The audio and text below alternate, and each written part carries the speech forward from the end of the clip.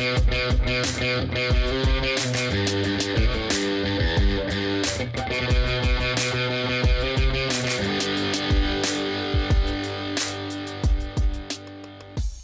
is happening? Welcome back to the 182 News Podcast. This is your host, Poppin' Curbs, and I appreciate you tuning in to what will be the last episode of the year. It is crazy to think about. I launched the pod at the beginning of the year. I had no idea what I was getting into, no idea how to even record a podcast. I didn't think anybody would listen. So the fact that people tune in and look forward to it and reach out to me is just so crazy. I appreciate it so much. It's given me something to look forward to. I've gotten back into my music because of it. And all I've ever wanted to do really was create a cool space to talk about the band I love. And so thank you all so much. We will call this a wrap on season 1. Looking forward to whatever season 2 may bring. Today's episode, we have another special guest. We have Allan Corona. So I mentioned a couple episodes back that there are some Blink fan community members, I'll call them, who really go above and beyond, and they've caught my eye, and Allan is one of them. So I try to show off people's collections or art or just people doing rad shit on the Blink-182 online social media pages, and pretty early on, I noticed Allan, he was making Mark Hoppus replica basses by hand, and they were coming out incredible. And so we talk about it, but he did Pinky. I'm like, okay, that's pretty rad. And then all of a sudden he does Terminal Radness. And I'm like, oh shit, this dude's for real. So I wanted to bring on Allan and get his story. I wanted to hear, one, why he's even doing this. 2, what's the process like? He's doing these all from hand. I mean, he literally starts with a chunk of wood. So it's pretty nuts. And I thought it'd be rad to hear from Allan on this. So a lot of you probably follow him already. He's at Allan Corona on Instagram. So we're going to jump into this conversation with Allan. I really enjoyed it. Incredibly grateful of him taking time out of his day to hop on the pod and chat with us.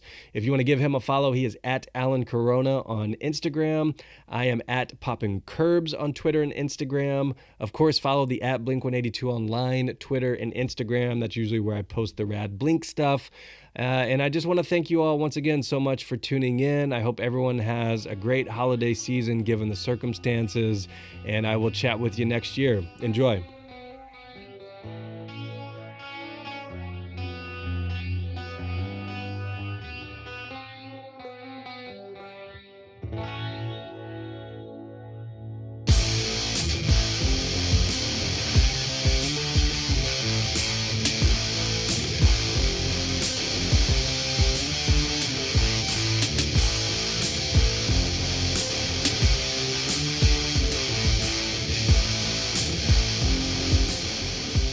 All right, ladies and gentlemen, now joining us on the 182 News Podcast, bass making extraordinaire, Allan Corona. Allan, what's up, dude?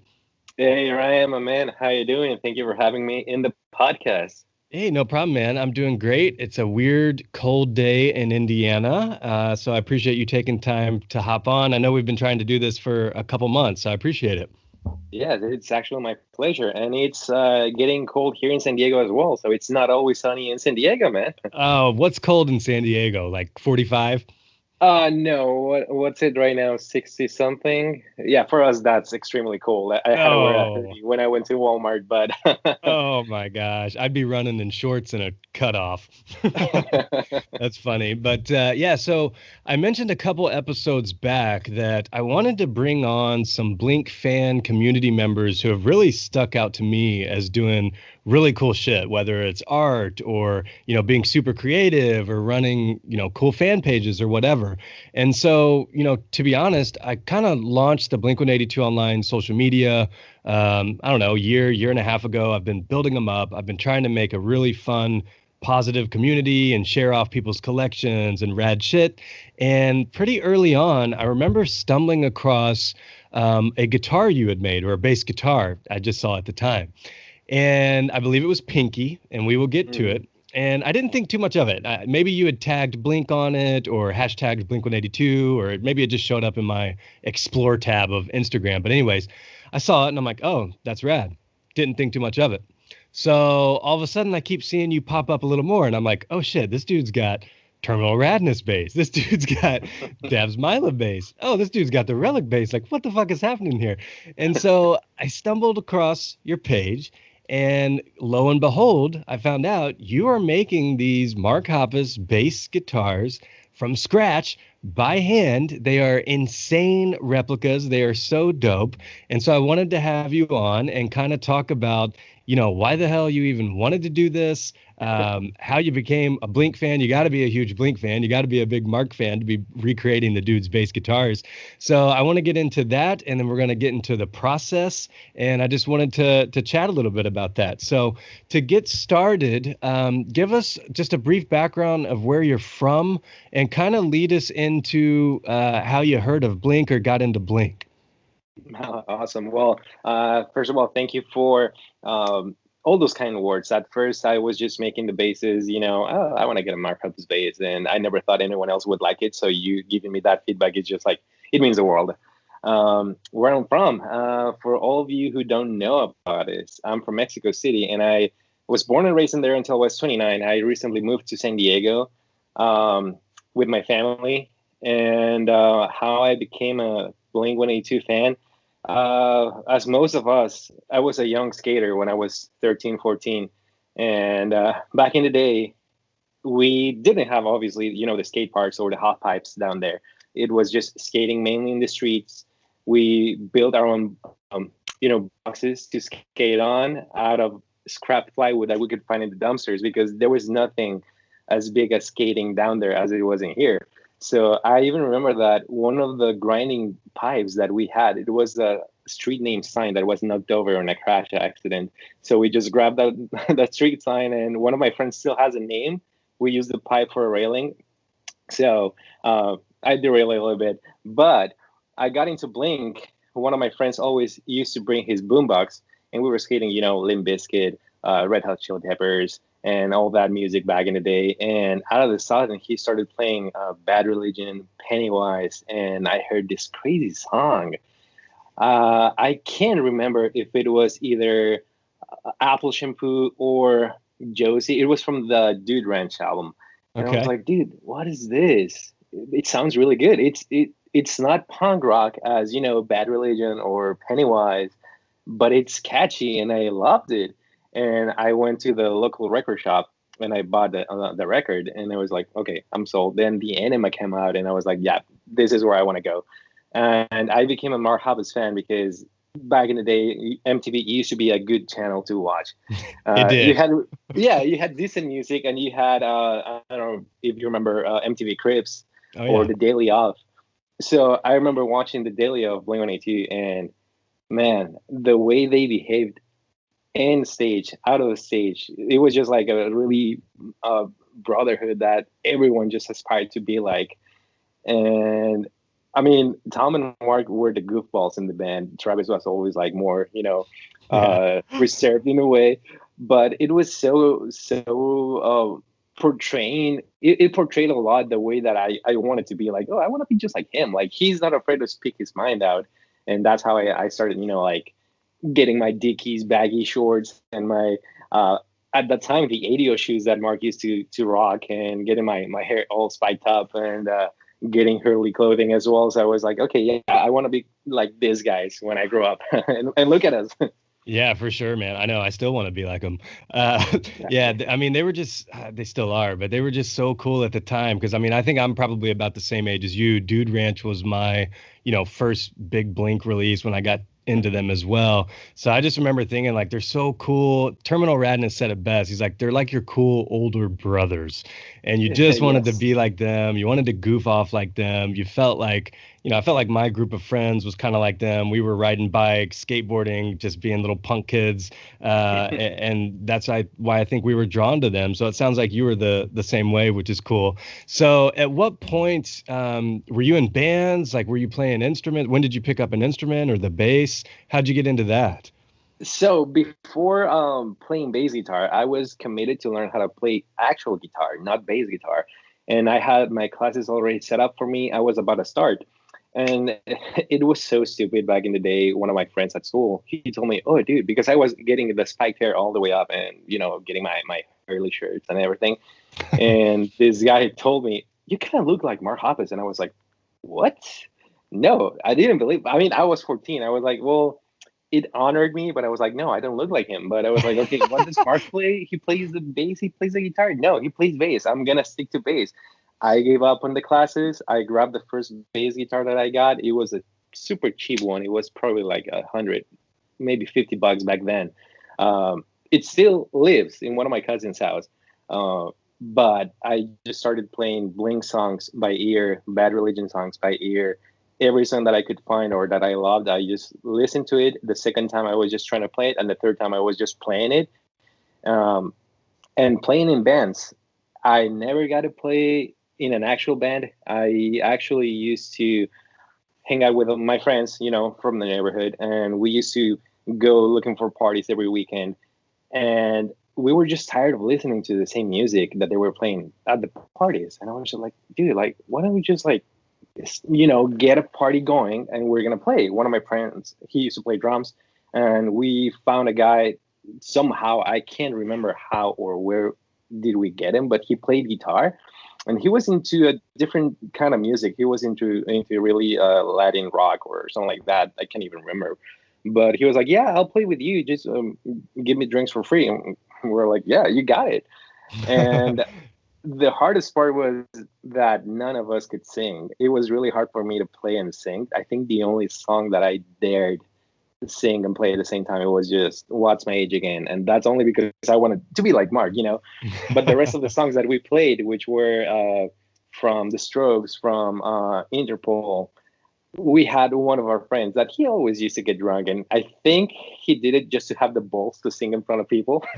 Because sorry man, if you're listening to this, you don't know how to sing at all. Like you suck, but you're the only one that actually went for it, and we appreciate you for that. But yeah, that's how we actually got into playing in parties. It was first at our own party, and then we had people that went to that party asking us, "Hey, can you come over? We're gonna have another one. We want you to play." And it was basically the same vicious cycle because we were playing the same songs all over again. Yeah. But just different parties, meeting different people. So Right. it was just fun back in the day.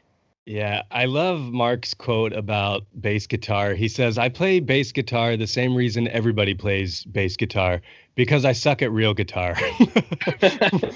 Which is Well, so funny. let me tell you, this is a top secret. I'm not gonna say who told me this a couple of weeks ago, but I was just told that Mark is extremely shy playing guitar, but he's an outstanding guitar player. He is. And a lot of people don't Yes. realize that a lot of the songs, well, first off, Tom and Mark, typically songs that they are singing, they wrote. So Exactly. songs, people think that like Tom came up with the intro riff to What's My Age Again? No, that was Mark. People Yep. think that Tom came up with the intro to Damn It? No, that was Mark. Hmm. So Mark doesn't give himself enough credit, but yeah, he's a great guitar player, and I think a lot of his Exactly. ideas start on guitar, and then he just changes it to bass. And he's a great bass player as well. Don't get me wrong. So you obviously were drawn to Mark pretty early. So was he your favorite from the get go?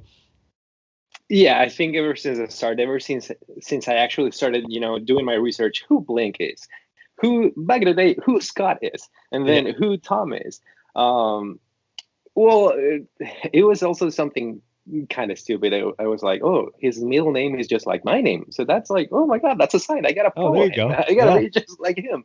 Yeah. But it was always a debate between Tom because Tom was always the one burping and farting and whatever, and Mark was more like the actual jokes running and flipping the cereal box and making a mess. Yeah. So it's just like, oh, both of them are cool, but yeah, I always felt more connected with Mark. It's funny how everybody has their favorites. Like, are you a Tom guy, a Travis guy, a It's Mark either guy? or. Yeah, Yeah. there's no like middle ground. Like, if you're a fan, Mark, you cannot compel to everything that Tom says. Like, oh yeah, Tom is cool, but you got I your, know. your own limits. Yeah, it's so funny. So did you like what Blink songs did you guys cover? Did you get any Blink songs into the set list other than What's My Age Again?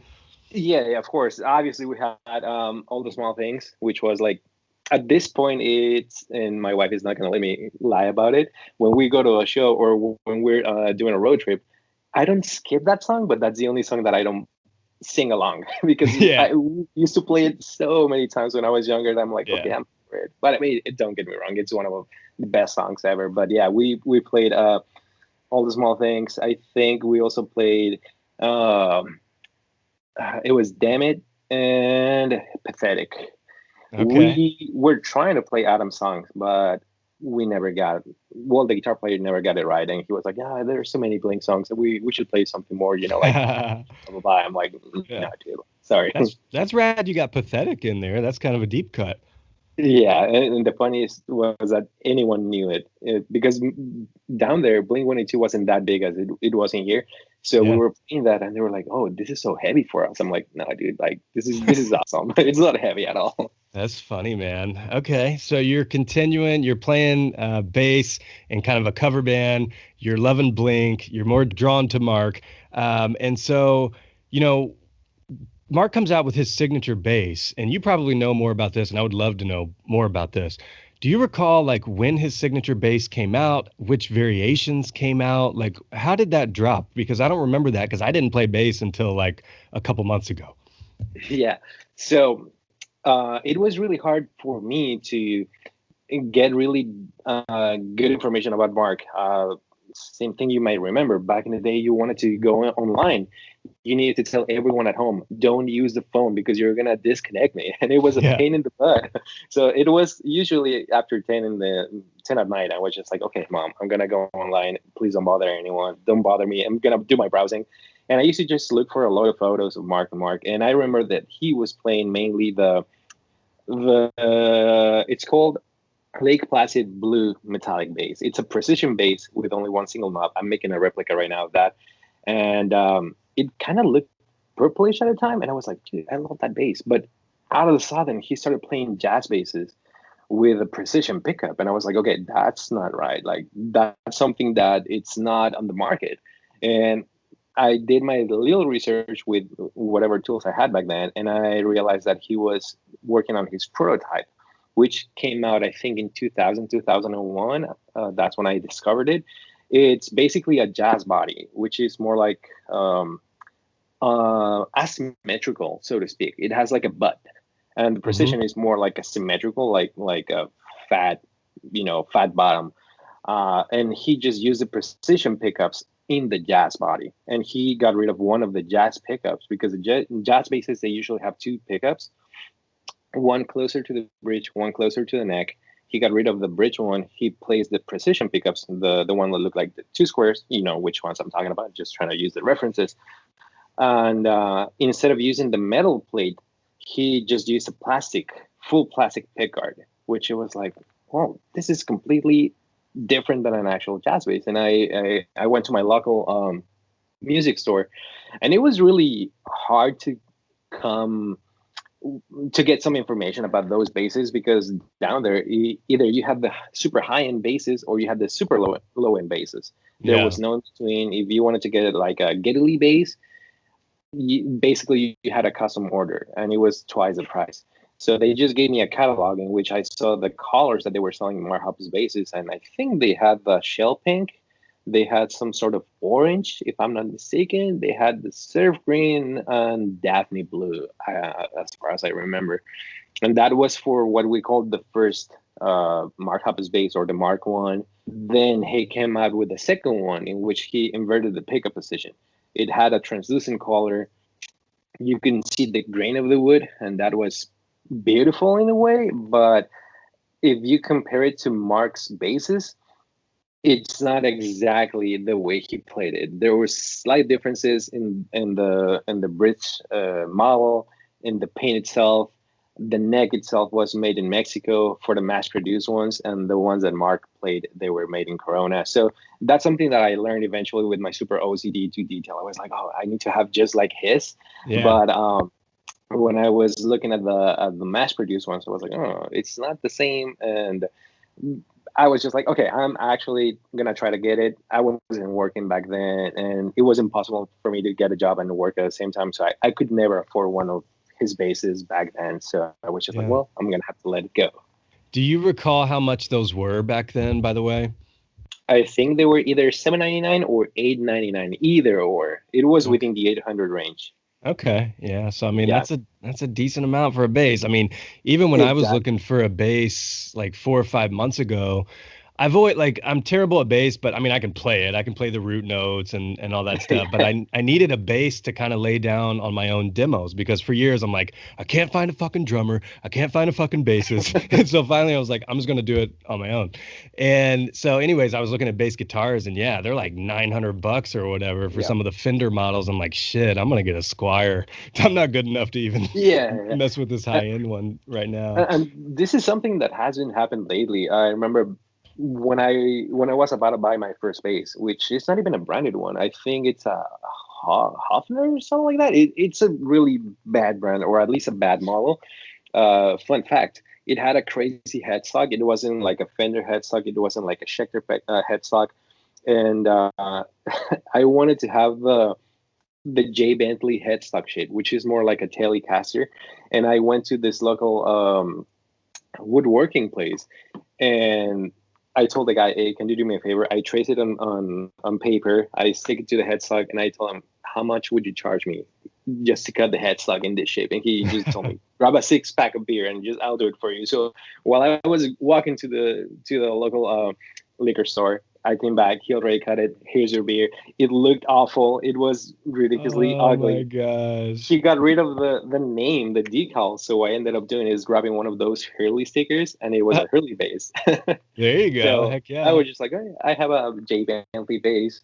But back then, the Fender basses were like maybe 600 at the most, and the Yeah. Squire were like 250. And now the prices have gone super, super high, which is it's Yeah. nonsense for some basses. It's crazy, man. So you don't ever end up picking up an original Mark Hoppus model bass. And so, what year do they discontinue those? Because those are discontinued at this point, I believe. I am not sure exactly when they were discontinued. I remember that when I moved here, which was 2014. I had a steady job and I was ready to go for it. I was like, okay, I'm gonna go to a Guitar Center right now. I'm gonna buy one. And I called them first, and they were like, "We don't have them anymore. They don't make them anymore." I'm like, "What are you talking about?" Yeah, Fender discontinued the markup bases. I'm just like so bummed. I try to look for them on eBay or Reverb, all those second-handed places. They never went under 1,200, 1,300. I was Whew. like, not gonna spend that much money on a used bass because all of them, if not most of them, they had either cracks on the paint, they had a lot of details and wear and tear. I'm like, nah, might as well try to go for it and make one of my own, which was how it all started. Wow. Yeah. So we'll jump into that. But to get us up to speed real quick, I doubt your cover band went on forever, but did you continue playing bass throughout, the last 15, 20 years or however long it was? So with them, I actually stopped playing at parties because when Blink released "Take Off Your Pants Jacket," they were moving into more alternative music. They were really deep into the Strokes, really into "She Wants Revenge," that sort of music. And I wasn't. I was more committed to Blink. I was like literally obsessed with them. I was like, I want to be with them. Um, and I told my friends, you know what? I'm still gonna go to your parties, but I'm not gonna play. This is not what I want to do. And after that, I never got to play with anyone else. It Okay. was just me rocking my bass in my bedroom and getting complaints from the neighbors. Yeah, yeah, no, I feel you. I mean, I was in a band in high school or whatever, and for the past 15 or however long years it's been, I've just been playing by myself in my room. I mean, that's what Mm. happens. But you continued playing bass. Exactly. Up to this day, whenever I get a chance, because just like you, I have kiddos at home, and this is a full time job. Being a dad, you gotta be there for them 24/7. And I also have a day job. Although it's a part time job, I only work at nights. Let's say 5 to 10s. Whenever I get a chance, that's where I actually grab my bass. If I can plug it into my amp. If not, I'll just plug my headphones in and I just burst my ears into Yeah. into yeah. Yeah. So, okay. So let's jump into, we're getting into like 2015. We're getting into all of a sudden Mark starts playing what to my eye looks like a Jaguar bass. Is that right? Yes, you're correct. It's a Jaguar body, slightly modified from the Fender produced Jaguars. And I was pretty bummed because, as I just told you, I decided to make my own Mark Hoppus bass, and I ended up getting a Squire Jazz body. It was all beaten up. It had a lot of work to be done, which I eventually did. I sanded it off, got rid of all the paint, filled out the cavities, and basically painted it white. I wanted to replicate the white base that Mark had with the octopus sticker and the smiley inlays. Uh, Yeah. I actually got it. It wasn't perfect. The paint job was awful, but I actually got to play with that in my wedding. So it was a really big accomplishment for us. And then I saw that Mark was playing Jaguars, and I was like, "Fuck my life! What am I gonna do now?" That's funny. Yeah, that was like reunion era. That was like one of the first times I remember seeing the octopus. The Hi, my name is Mark Octopus. It's a rad guitar. Yes. So that was the first one you made. You kind of pieced it together, and I mean, obviously, it was playable if you played it at your wedding. Yes, and I wouldn't say I made it because I just got the parts and refinished them, so to speak. Yeah. And that bass actually had a second paint job. I After the wedding, I stripped it down. When my daughter was born, I repainted it pink, and I didn't know what I was doing. So when I sanded it down the second time, I went too much on the wood, and it was a super thin body. It like literally Uh, weighed nothing, and the shape of the horns was all messed up. So I was like, this is not gonna work. I might as well just have to buy either a new body or make one of my own. And yeah, yeah. I bought a wood blank online, traced it, and made it without knowing what I was doing. Wow. But that had to be cool when you were done though, because you've wanted a Mark bass for so long and you finally had one. So that had to be cool, Yes, right? exactly. Yeah. The only reason why I didn't just set the project aside it was because it was my Mark Hoppus bass. Um, Making that jazz body, it was just like, okay, this one has to be perfect compared to the the thing that I just made with the pink one, and that bass still is rocking right there in the rack. It's a replica of the black one with the blue octopus sticker. Okay, sick, sick. Yes. So I'm assuming like where did you even begin to look into like I don't even know where the hell you would order these parts or like a particular neck or body style. I mean, is this all through Fender? Like obviously you had to research this and figure out how the hell to even put it together, right? Yes, and it's quite a process. It was a huge learning curve. At first, it was just buying everything on eBay because it was the easier for me. Just, oh, I'm gonna look for this bridge. I'm gonna look for this pickups. And now I tell myself, you were so stupid. I didn't realize that I was paying too much. Well, Mm, actually, I could go with music stores and get a better deal if they knew that I was gonna make guitars. They can always give you a better price. But back then, I was just buying the first thing I saw. Oh, I gotta buy it. I don't know if it's gonna be sold out later on. yeah. Um, but the whole thing starts with buying the right wood. Obviously, that's the most important thing. You need to know what kind of wood you want to buy. Well, what kind of wood do you want to use for the body? Because Mark used ash for some of the bodies, and he mostly used alder. So that's where the whole process begins. I don't make the necks. Some of them I did, which I'm not doing anymore. Only the Jaguar replicas, the one that had the block inlays, like Relic, like Dabsmila. Hmm. But it's so hard that I'm just like, I'm not even offering them anymore. I'm just Yeah. buying the third party necks, all parts. Um, they're not finished. I still gotta do some work on them, and those are the necks I'm using on my builds. And I got quite some good feedback on them, so I'm still planning to use them. Oh yeah. So you made two precision bases, right? And then Mark all of a sudden shows up with the Jaguar base. Is that right? Yeah, that's correct. Okay. Okay. So all of a sudden, you have put your heart and soul into building these two Mark Hoppus replicas, and then all of a sudden, Mark's on stage playing a completely different guitar. Now, was the first Jaguar he played, was it Pinky? Was that the first one you saw? It's one of the pinky variations, as I call it, because that's something a lot of people don't realize. There's a photo that you may be able to find in which I think on top of the California carpet that he played on at the Las Vegas residency, Hmm. he had Pinky, he had Dabs Mila, Crayola, and Relic. That Pinky was made by Fender. It's a specific color that Fender uses. You can tell that it was made by Fender because of the block inlays on the neck, because the neck is going to show Jaguar on the headstock, not precision bass as the current basses that he's playing. And most important, because that's also going to have the bridge pickup, which is muted. He never used any bridge pickup. And same thing with Dab Smile and Crayola. They have the lower pickup, but it's just muted. Let me show you on my Dab Smiler right here. Wow. So this is the one I'm talking about. This pickup right here, you can see it. So that's muted. It's not even hooked up, but every bass that you see Mark playing that has this pickup right here, it was either made by Fender or they got the parts from Fender. Okay. And that typically comes on a Jaguar by default?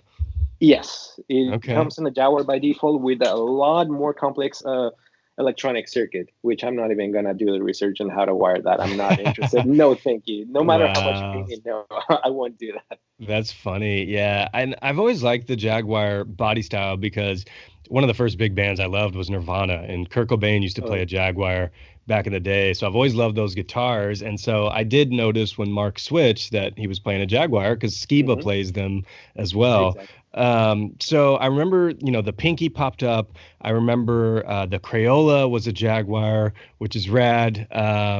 For those of you who don't know the story on that, there is an artist, Crayola. He's done Blink posters. He's an amazing artist, kind of realistic looking stuff.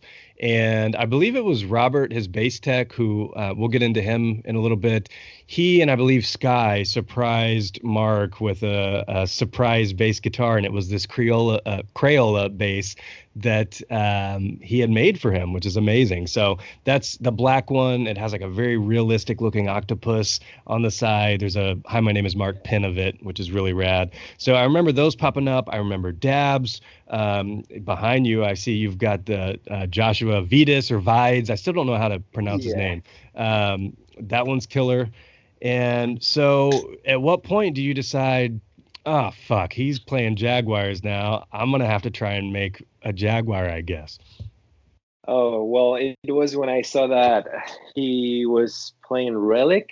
I can't remember the show that I saw, but it was an open show they did in the morning, and I was like, okay, he's playing Crayola, and I think he also played a song with Relic, and I'm like, I like that. I like how it looks so beaten up.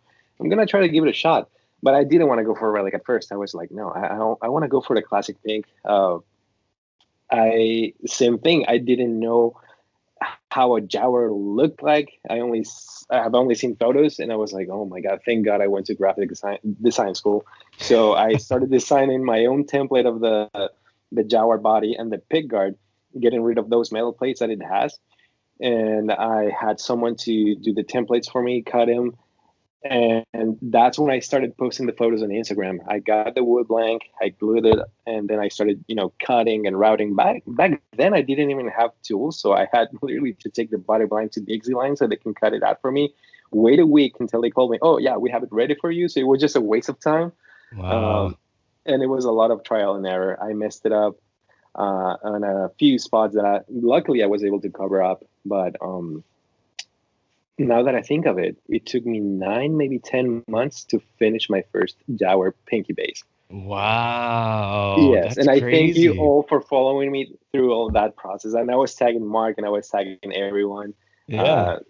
And yeah, back then it was just like, I just want people to see this bass. And Yeah, and that was probably when I first saw your page, and at that point, I didn't know if you like bought that or if Mark like launched a new one and I didn't know about it or what, but that was probably the first Pinky you were making.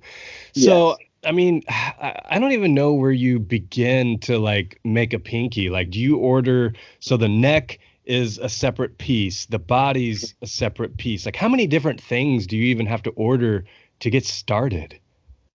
The first thing that I gotta think of whenever I want to start making a bass is the neck, because I went through it during this COVID, this quarantine season. I had 2 basses that people asked me to make for them. And when I was ready to buy the necks, mistakenly, I made the body first. I got all the hardware first. And I was like, okay, I'm going to pull the trigger on the necks. They were nowhere to be found. Apparently, they stopped the production of the necks, and it delayed me 2 months on the necks themselves. Wow. So Yeah, whenever I'm ready to start a new build, for instance, um, this one I'm gonna show you right now. Before I even started routing the body or anything, this guy, Oh my just Tim gosh. Curtis. Yeah. I bought everything. I bought the picker sheet. I bought the hardware, which is a bridge, pickups, screws, pots, everything, and bought the neck. So it's not until I have everything right here I go for it. I literally start cutting all the wood and I do the rest of the process. So when you get that body like that, it's just a blank wooden body? Like, do you have to sand it down? Do you have to, I mean, are you hand cutting that into that shape? Oh yes, I was I was told by I want to call it one of my fans. Someone asked me, "Oh, dude, like, why do you say that you're doing handworking bases? Because you obviously are using CNC." And I'm like, "No, dude, like, I'm gonna post a video soon just to show that I'm not using any kind of CNC or anything pre-made. I buy the wood blank, which is like a long slab of wood. I cut it to the right length, and then I glue it in half, so I got the right size for a body. And then using the bandsaw, I just cut the shape using a router. You just go um, over the template, so you get the precise shape. But it all starts like this. Oh This is my the wood blank. gosh. Okay, so for the listeners, he's holding up just a big chunk of wood that looks like you got it from Home Depot. Holy Exactly. shit. Dude, I didn't And realize you were hand cutting the entire body by hand. yeah, Wow. and then for all the cavities where all the electronics and the pickups go, same thing. Just gotta route it, following templates. When I started, I didn't even know what a template was, and I was doing everything with with a Dremel, and it took me 4 hours just to route the neck pocket, which is insane. This little area right here where the neck Jeez. sits took me 4 hours, and with the router right now with a template, it takes me 5 minutes. So what type of saw? I mean, I am the worst home improvement like tool person in the world. Like, what type of saw did you have to invest in? Or like how the fuck are you cutting these? You can easily do it with a jigsaw. It's gonna take you longer, and it's not gonna be as accurate. There's more chances for you to actually go over the line, or maybe do something that it's not supposed to happen. But I Yeah. decided to pull the trigger at first on a small 9-inch Craftsman bandsaw. It was just a bench top, which eventually gave up after a year of really heavy use, and I just upgraded it to a bigger one, which is also giving up on me right now. I'm pretty sure it's just a blade, but as long as you have enough space to cut the wood without, backing up and going forward, backing up because that actually messes up the tool, that's all you need to cut it. But at first, I just told you I used to take everything to Dixon and I didn't have a bandsaw. Just pay the guy some money because Yeah. this is off the record. And he just cut the wood blank for me. It just took quite a while because he needed to do it on his spare time. We need to get a picture of like once it's cut for the first time, like before you start. I'm assuming you have to sand it quite a bit and get like those nice rounded corners. Does that all come in like the sanding process? Yeah, so the process would be first cutting the shape, then routing with the template so you have an accurate shape. Because obviously the bandsaw is going to give you really rough edges, and the whole purpose of the template is that you follow it with the router, and it's going to feel smooth, just like the body shape. And then you got to do the roundovers, which is what gives it the contoured corners. They're not a square. They're Yeah. um, this Nice like little. rounded sides. Exactly, the forearm cut and the tummy cut as well has to be sanded down. But usually, sanding is the last step of the whole build. Whenever you make sure that there's nothing that you need to work on again, you can start sanding the whole body. And it's a process. I think that's what takes me the longest. It takes me anything from 3 to 5 hours. Wow.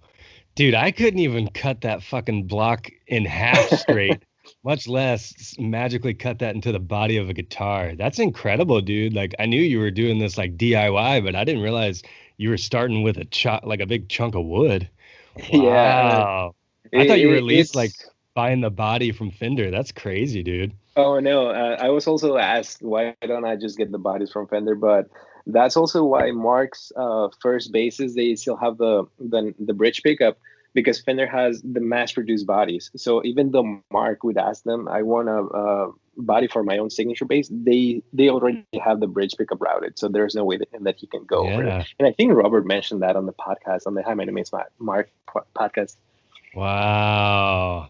Fender was being fucking lazy on that. They should have made whatever Mark wanted.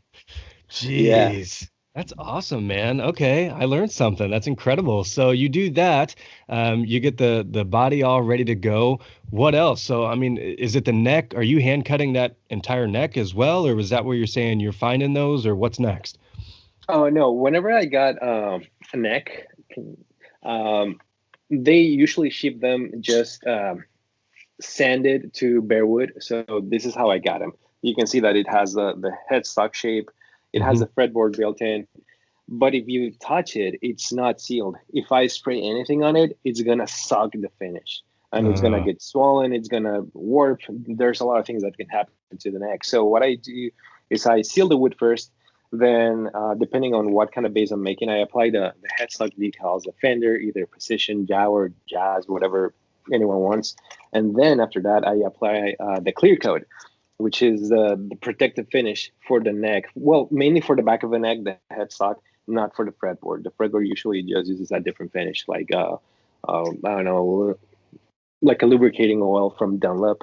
It's Yeah. something that you can also use to give maintenance to your fretboard. It doesn't dry up. Wow. That's crazy, man. So what do you find is like, what's the biggest pain in the ass? What's the hardest part of it? Oh, the hardest part for me is finding the time to do it. Well, yeah, I uh, bet. During this quarantine, I mean, it wasn't a good thing, but the hours at work were cut a little bit. So I had a little more time to work on basically all the bases that I've made so far. I had Yeah. a chance maybe to work 3, 4 days a week, which was good. My wife was helping me with the kiddo, so I literally had all day for myself. But now that I'm back at work, my wife is back at work as well, and I get to look after the kids. Finding that spot in the week, which is maybe 1 or 2 days a week now, it's just the hardest part. But no, I think the hardest part is the finishes. The spray and the finish stage is just the biggest pain in the butt. Really? As Yeah. you, sorry, go first. No, yeah, I was just gonna say, like, how does the paint, when does the paint process happen? And like, how does that even happen? Like, can you go to Menards or Lowe's, Home Depot? Can you go there and buy hot pink spray paint? Like, is it spray paint? Do you dip it in a big bucket? How does that even work? I've been asked to do the dip on the bucket, which I'm not gonna do. Same thing with the body. You gotta seal the body so it doesn't suck any of the finish that you want to apply to it. So there's a lot of sealers that you can use. You can use sanding sealer. You can use UV cured sealer to speed up the process.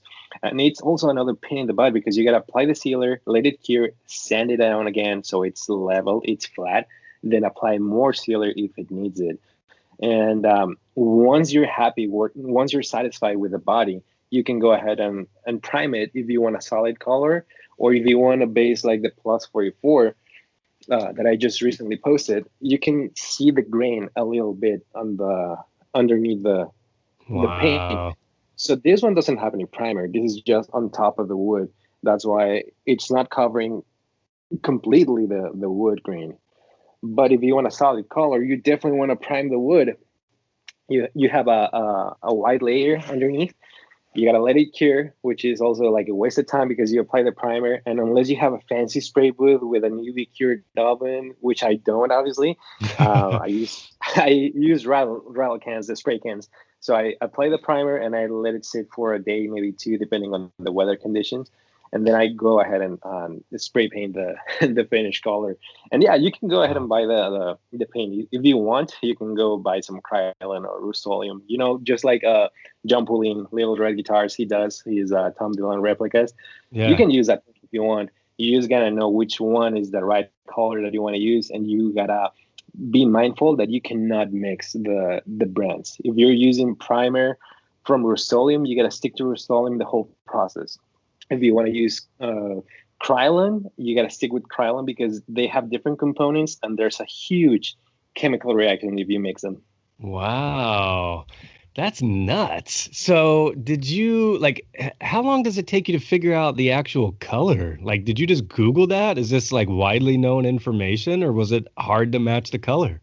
It was really hard because, to be honest with you, the hot pink is the hardest one, and I gotta blame everyone who has taken a photo of Mark or Matt Skiba for his lime green or neon green guitar because they over edit the photos. For instance, Matt Ah, Skiba's green guitar, it looks fluorescent, and if you do some research for those specific guitars, the pink one and the green one, live they are not as bright. So whenever they post them on the studio, it's like super edited and it looks like ridiculously bright, ridiculously fluorescent, and it's really a pain in the butt trying to find that specific shade because you're never gonna find it unless you get a spray booth. yeah.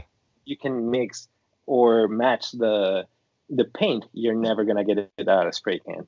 But with the hot pink, I tried several brands before I got the right one, which is actually called hot pink, and it's really close to what he's using right now, because I know that in his current Jaguars he's using automotive paint, and that's a shade I'm never gonna be able to find on a rattle can. But the hot pink is the closest one that he uses. He also had a jazz neon pink that he gave up to Josh from Do You Remember? Um, that was like a fluorescent pink. That's my favorite. But if you try to paint fluorescent spray spray paint into a body, that's the It's not hardest part. happening. This is the only one that I've made with fluorescent pink, and you can see it looks kind of reddish, kind of brightish against the screen, but it's not the way it looks in person. I'm seeing it in the screen, and it's not like this. So And that's that's such why a I don't. cool looking bass though. Holy shit. And I haven't posted any video with this. I will soon, so people can know what I'm talking about. But I don't even offer this color anymore. I know it's a pain. I actually messed it up first, had to strip it down all the way to bare wood, repainted it, messed it up again, and did the third time. It was okay. It's not Oh my perfect, but I'm gosh. sticking with it. That's funny. So you put the neck together, it's all painted. So do Yeah. you order, I guess, the pickups and the electronics that are in it? I mean, how does Yeah. that part come together? So as soon as I get the pickups, the pots, the knobs, and everything, it's just a matter of soldering the electronics, which is the pickups go into the single pot because Mark doesn't use the tone pot anymore. Well, he has never used it. And just assembling it, I think, and I dare to say that he has the easiest pickup layout in the world because he has the less soldering work that you can ask for in Really? guitar. Yeah. And that's because he doesn't use like the tone knobs or whatever and that bottom pickup? Exactly. It's just one single pickup, which is literally going into the volume pod.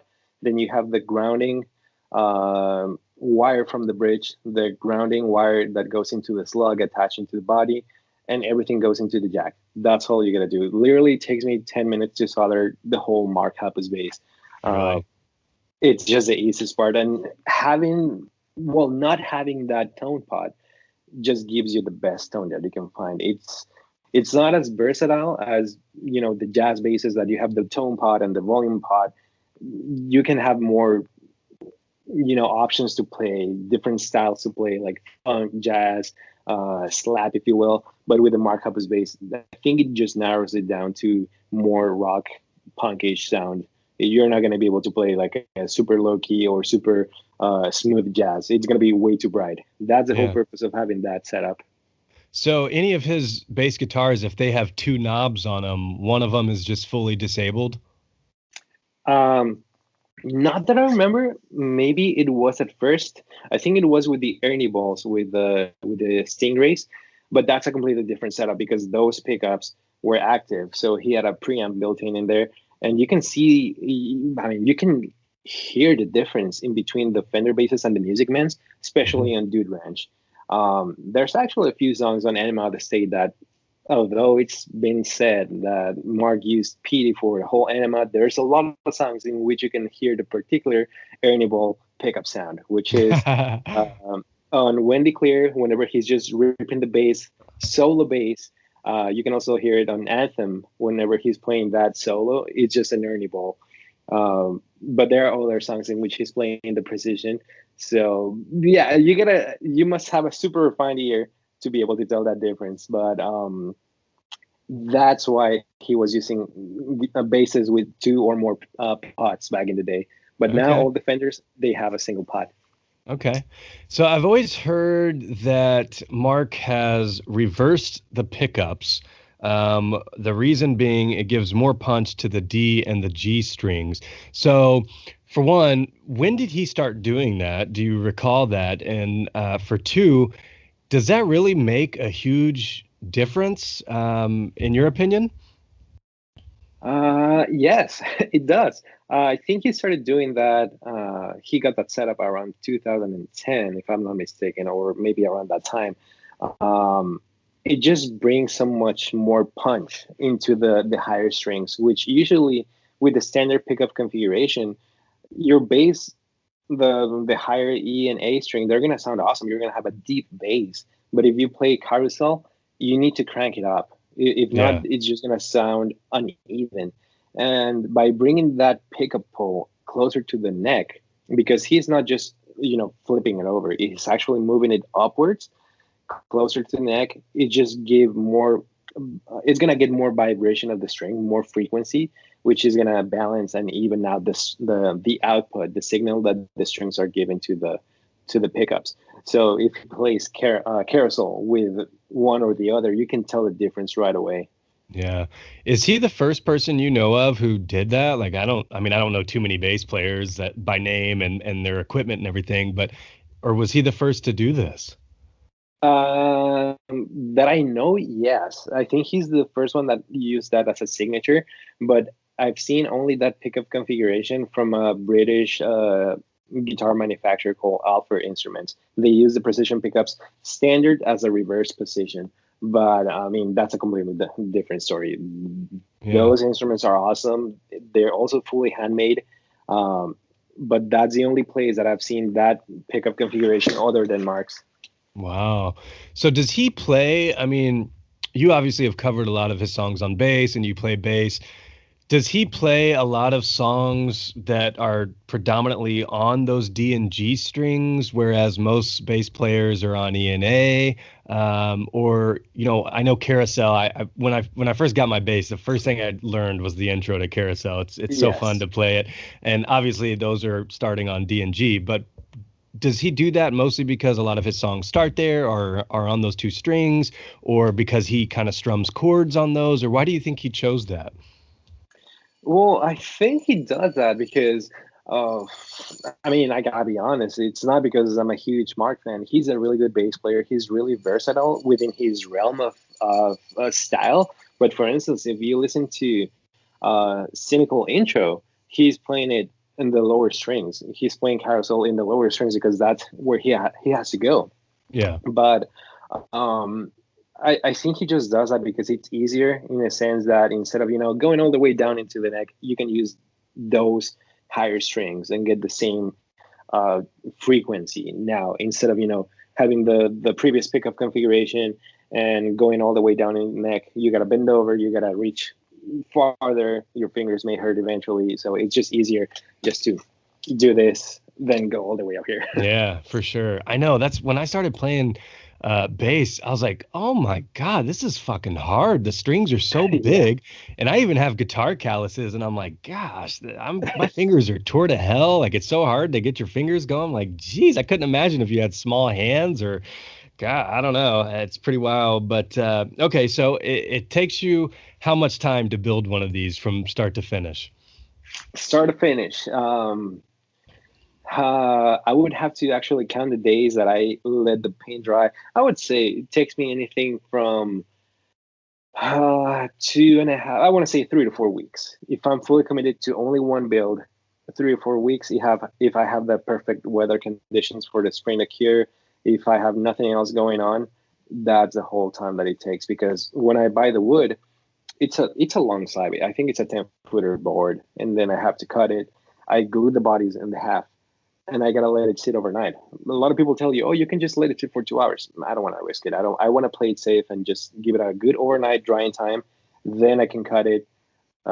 it's maybe 6 to 8 hours from starting to cut it to finish sanding it.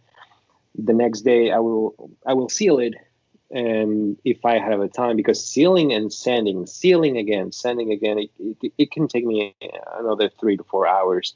If I'm lucky, I can prime it that same day, and then it's just the second day, and then I can move on to the painting process, which is the toughest one for me. It's just like I told you, I don't have a spray booth, so I rely a lot on the weather conditions. I rely a lot on not having a windy day, because if not, it's just gonna be full of dust. It's gonna Yeah. be a mess. Wow. Yeah, and one thing that's so incredible to me is like obviously this is an insane process. It takes forever, like you just said. And the ones like Terminal Radness and Dabs Mila, and then you just showed off the Timothy Curtis one, which by the way, Mark said if there's another Hi, my name is Mark Pin, which he don't take this the wrong way, there's not one in the works right now, but he said if there was going to be a next one, it would be the Timothy Curtis one, by the way. It has to be It that one. has to be, yeah. So, Yes. but what's crazy to me is like, okay, even if I were magically able to pull all that off, there's no way in hell I could recreate the actual art that is on it. So, I mean, are you an artist by nature? Because clearly you're able to pull these off. I mean, you're doing those by hand, right? Well, thank you for thinking I'm an artist. It's a kind from you. I just went to graphic design school, and when I was 20, 21, and I was really good at drawing. I want to say that my creativity was at its peak, but I didn't get a chance to work in anything graphic design related, and I lost my creativity trail. I'm Hmm. really good at drawing. I love drawing for my wife, for my daughter, for my son. Some of the tattoos that I have on my arm, I've drawn myself. Oh, that's But dope. if you ask me, oh, I need you to create like a character from scratch, I'm just like, nah, my creativity is long gone. Like I think I did too much. I drank too much alcohol when I was younger and just messed up my brain. So I'm good at maybe recreating art. I don't want to say copying it, but I'm just good at recreating it. But if you ask me to do something from scratch, like, it's just so hard for me. It's just a fun process. For instance, the first one that I tried to replicate was Dap Smila, and the hardest part was just getting all the right photos. There was no perfect photo from the front or from the back. I Yeah. think this guy, Guitar Hub, Basic Guitar Hub, didn't have any photos posted yet. If not, I would be like, dude, send them to me, please. Um, Yeah. but it was just a matter of getting the right photos and trying to get the right placement on the actual body blank. Well, it was already painted blue, but I just needed to have the right sizing, the right placement, and it was just putting the pick art on, drawing, and taking the pick art out. I had a couple of photos because I was also asked why was I using stickers for Dab Smile. I'm like, no, dude, this is not a sticker. It's like acrylic paint. I mean, if you take a closer look at it, it looks really bad because I didn't know what I was doing, and it was just acrylic with a paintbrush, and it's not even. You can see some of the spots, the texture, but it was all hand drawn to my point. Yeah. Oh my gosh. I know that's what I figured. And when I was looking at those, I'm like, holy crap. Like that is such a process. Like you said, for one, you have to find photos of what is even on it. And then Hmm. you have to accurately recreate it in the same scale and the same placement and everything. I Yeah. mean, gosh, you're dedicated, man. That's a lot of work. But I mean, the end result is so insanely rad. I mean, it's just so cool. And it's got to be so fulfilling to you. I mean, clearly you like this as a hobby or as a passion or whatever. But when you're done, like, is it just so cool to you to have it in hand and then just you plug that fucker in and just start blaring away on it? I mean, that's got to be so cool, right? It is actually. I remember when I finished Dab Smile, I didn't even want to touch it. I was just like, I laid it on the rack, and I'm never gonna play that like ever. But when Yeah. I finished Terminal Radness, I was like, I'm gonna plug it in right now. I'm gonna crank it. And I think the first video I posted, the first cover video I posted, was using that Terminal Radness, and I love it. I would dare say it's one of my favorites. Um, God, it's it killer. just thanks, man. But yeah, this is the one that I played the most, and it has a lot of details. My daughter did it's. I don't know if you can see it. I'll send you a photo, but she threw a wooden block in it before I assembled it. So the body was just waiting for the neck. She threw the wooden block and it nicked it. It went over the paint, over the finish, into the wood, and was like, oh my God. Well, battle scars. That's And now funny. that I take a closer look, there's a lot of nicks in the back as well. But that's what gives him character. Yeah, heck yeah, dude. No, that's awesome, man. I couldn't imagine what it's like to build that from scratch and then plug it in and then just start playing carousel or something dope on it. Yeah. It's insane, dude. Okay, so yeah, we've gone over your process. I mean, thanks so much for sharing all that. It just blows my Yeah. mind. No. Insane. I want to kind of transition to something rad that's coming up. I don't know if too many people know about it, but I know you got in touch with Mark. Mark told me that he got you in touch with Robert. So I want to talk about kind of a cool little thing coming out. Mark shared a picture the other day of a replica of Lettuce, the famous bass guitar of his that you had made, and he had mentioned that you were kind enough to donate it for what will be an upcoming auction. I think still trying to figure out, where to auction that off or the best way to do it. When and if that info comes out, I'll be more than happy to share it. Can't wait to see it and help support it. And so walk us through, like, how did you even get in touch with Mark and what was it like meeting Robert, that process? Like, let us know this story because it sounds fucking awesome. It's still pretty awesome, man. Actually, I was just talking to Mark this morning, and it's still surreal. Um, it all started with my really good friend Tiny yet Mighty on Discord, Emily. Shout Yeah, out to her. for sure. Um, she got her relic that I made for her, and she posted a photo on Discord. And I wasn't aware of any of this. I actually just found out because I noticed that Mark started following me on Instagram, and I was like, I told my wife, "Oh, so this like person is trying to pass by, being Mark." Yeah, And fake account. and I checked the profile, and it was like, it's Mark, and my pants fell to the floor. We were about to go to a party. It was a family meeting, and I told my wife, I was like, Mark is following me on Instagram, and she was like, no, he's not. And I showed it, and she was like, oh, okay, crap, that's him. And I had this whole thing prepared. I thought of it.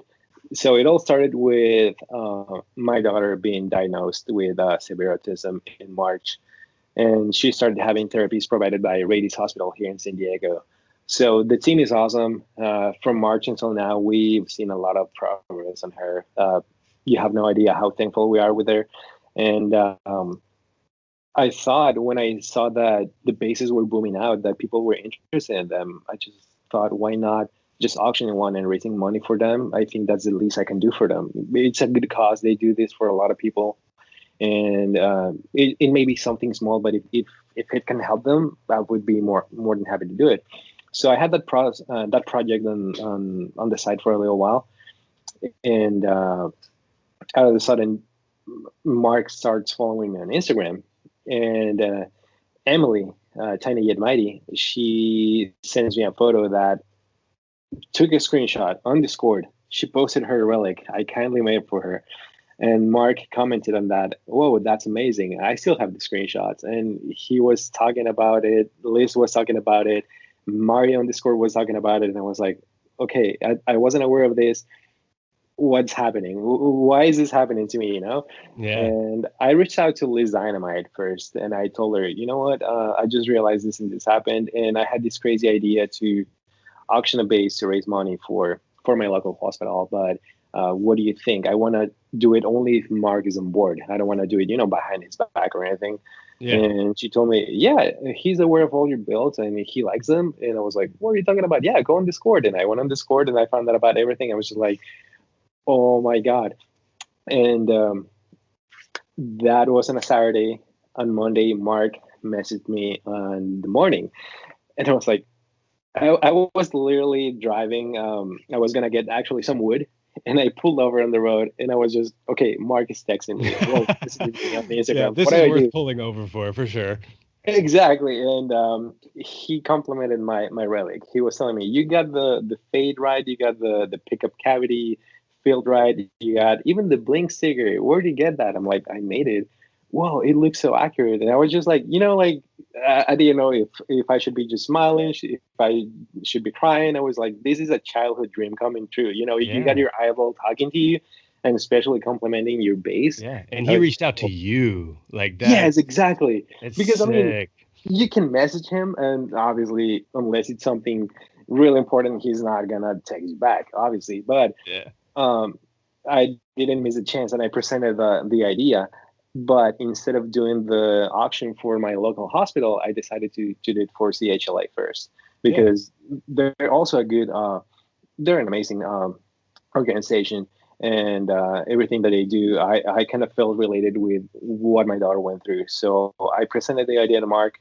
He loved it. He asked me which base I wanted to make, and that's something that I did a lot of research. I actually asked a lot of hardcore fans like Sam Nork. You know her. She takes Yeah. super Yeah. dope photos, and most of them they were like, lettuce, lettuce, lettuce. Okay, I think lettuce it is. And when Mark asked me, which base do you want to make? Well, people love lettuce. I think I'm going to go for it.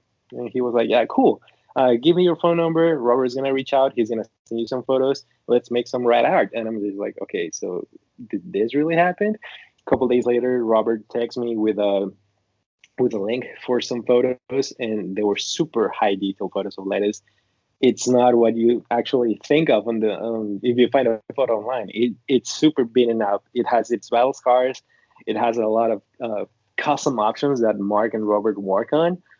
And I told my wife I'm not gonna be able to make it. It's so damaged up to the point that if I try to make that specific chip, I'm gonna mess up the paint and I'm gonna have to Yeah. start all over again. But I put a lot of heart in it, and I did my best job, my base effort into this base. And when I delivered to Robert 3 weeks ago, when I opened the case, Robert was like, "Holy crap, Mark is gonna shit his pants. This is Oh awesome." wow. And I was just like, Wow. flattered. I was like, "No, dude, like, no, for real, tell me the truth." And he started playing it. He's like, "This play's awesome, and you got every single detail." I'm like, "Well, thanks for the photos he's hauling you." And we were talking. We hung up for like half an hour. He had to go, and I was just like, "Okay, that's a fast. I'm gonna go." And then the Discord thing happened, and we're just like, "Okay, this is still happening." Yeah, yeah. It, So for people who didn't see it or didn't notice on Discord, like all of a sudden Mark posted a picture of both your replica that you made and then the original lettuce base. And so yeah, what's even more killer than that is he took it a step further and actually played both of them along with a third base, and he was like asking people like, okay, take your guesses, which base was I playing this song on, which was insane. So, I yes. mean, for you, that's got to be so fucking cool. And then like Mark was streaming later in that day, and the lettuce base was just chilling like right behind him on camera the whole time.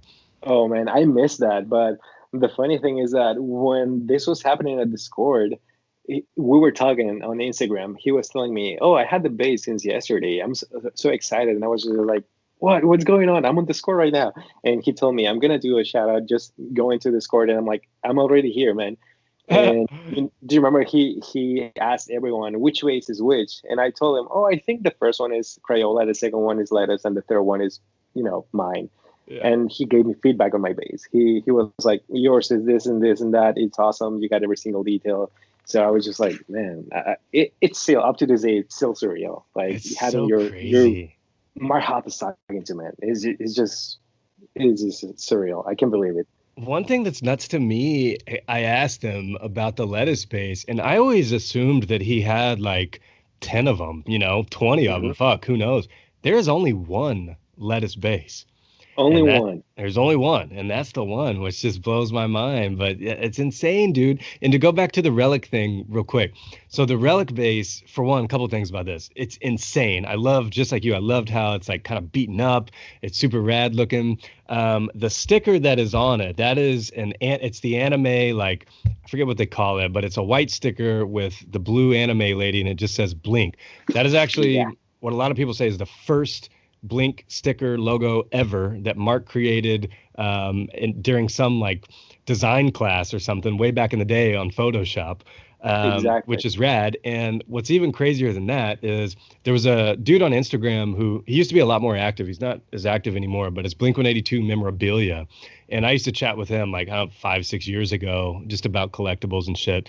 And anyways, he did a meet and greet with Mark and Blink on the Cali tour in 2016, and he gave Mark that That sticker. sticker. It's an Yeah. original sticker that he had, and these stickers are not easy to find. They are so No. fucking rare, worth a lot of money. So that bass always reminds me of my buddy and that sticker and how rad it was for Mark to put that on there. He was so stoked to see it, and then so I saw you made that for Tiny. And it's just insane replica. And of all ones, I mean, to take on one that's beaten up and has rare stickers on it, I mean, it's so cool. And I remember she got it in, she posted it, and I think Yeah. her Instagram is private because I was gonna repost it. And I think I even messaged her. I'm like, you got to give me a picture of this. Like, can I share this on Blink-182 online? Because this is fucking rad. And yeah, I know we posted it on there, and everybody saw it, and everybody's like, holy shit, this is insane. So that's awesome, man. That's so cool. You know, I'm all about giving back in any way I can. I give a ton of my time to local charities. I've helped raise money for CHLA several times with Blink-182 Online. So that's so awesome of you to do that. I appreciate that. Can't wait to promote that and help in any way we can.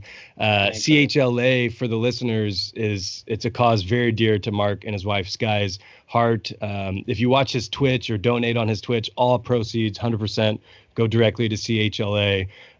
So the fact, man, that you were able to, for one, talk to Mark about it, get Yeah. a fucking bass guitar you made in his hands, and you're going to do good with it. I mean, dude, I don't know how it gets any cooler than that, to be honest. Yeah, I mean, it's all for a good cause. Many people can think, oh, you're just doing it to get, promotion or to get more followers. It's not about that. When it all started, when the whole idea started, it was to support my local hospital because they did so much for us. It was really hard for us at first when Zoe was diagnosed with the spectrum. Uh, I think that's the least that I could do. And it's not something, I'm not getting sponsored or anything. It all came out of my pocket. So Yeah. it's something that I'm really happy. I love doing that. And if I could do it again, I would be more than happy to do it again. Uh, I think I'm going to do it for my local hospital after this. I want to see how the reaction of the fans is towards that Let Us Replica. And after that, I think I'm going to do another one for Radius Hospital here in San Diego. So if anyone else also wants to support, we would appreciate it a lot. Hell yeah, man. No, that's so awesome. And if there's anything I can ever do along the way, man, I would love to help. That's just incredible.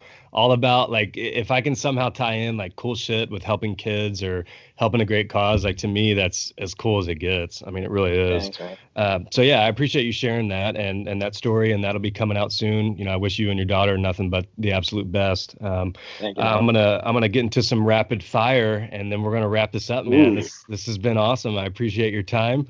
Are you ready to jump into the rapid fire section? I am ready now. Ready as ever. All right. Exactly.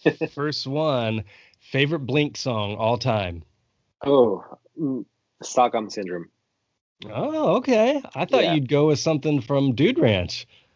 Uh, no, man. That song has a lot of meaning for me. It's just, you know, spiritual, mental, personal meaning. And I related a lot when it came out. We were all teenagers. We were all going through these weird stages in life.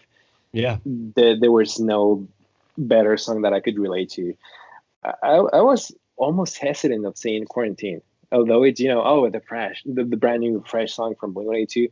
With all that's going on right now, I can relate with that song as well. I actually posted on my stories last night. The mall that I work at, it was packed, Mm. and since it's an outdoor mall, people are not wearing masks. They're Uh, not required to wear masks, and I mean, I think just society has its priorities pretty messed up. We should be, in this together, but I don't know. I'm disappointed at society up to this day. So I can relate with that song quite a bit. And we also had a terrible loss in the family, due to fucking COVID a couple weeks ago. So yeah, that could be my second favorite song in uh, more of a personal level.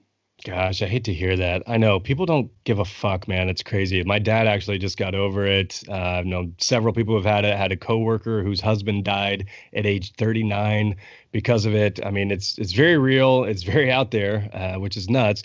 The only good thing on the horizon is there are two vaccines that are actually supposed to start rolling out this week. Yes, Actually, by the thank time God. this episode airs, it should already have started. So Yeah, it's just been such a weird, fucked up year, man. I'm so ready for it to be over with. exactly. Just like the song Okay. says, we thought things were fucked up in 2019. Eh? Yeah, yeah. I do love that song, man. I was listening to that again the other day on repeat. I just love when he comes in. Just, I guess I'm blessed to be so fucking bored. Just Exactly. bam. It's just perfect. It just hits the spot in every single detail.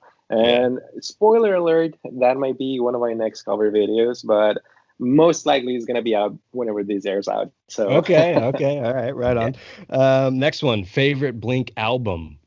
Oh, definitely the self-titled. I would dare say I like it more than Dude Ranch. Yeah, I think it's the darkest album that they have. A lot of people tell you, "Oh, nine is the darkest." Nine, yeah. If you think of the lyrics, it might be the darkest.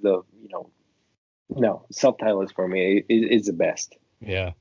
So, well, I call it Untitled. I caught myself Yeah, there. You almost got me saying self-titled, which I can't do. yeah. Untitled to me, I know, like for a lot of people, it's their favorite. I mean, everybody's got the smiley tattoo, and it's a lot of people's. Yep, you've got it right there on the Yeah.